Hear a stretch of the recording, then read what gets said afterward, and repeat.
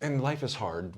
I acknowledge all of that, and this isn't meant to be a judgmental position.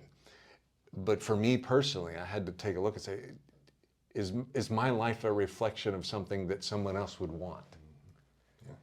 And if it's not, why not? And what's my role in being that ambassador, being that representative, being that, for lack of a better term, the model of what it means to pursue Christ and to bear the fruit that others might see and say, wait a minute, what's different?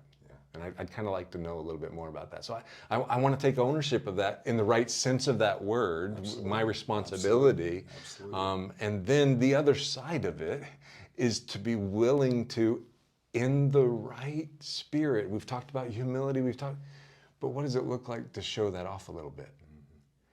Not in a braggadocious way, but to be a city on a hill, to be a lamp on a lampstand, to not put a bushel over it. Right. And I just want to thank you, Lee, because you sitting here with me tonight and having tonight's conversation is what this is all about. Wow.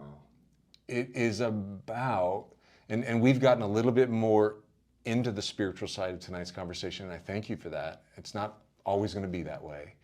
But it really, early on in this podcast, is setting the standard, the vision of taking that light and putting it up on the lampstand. So thank you for that, brother. Oh, you're very welcome. Thank you for that. You're welcome.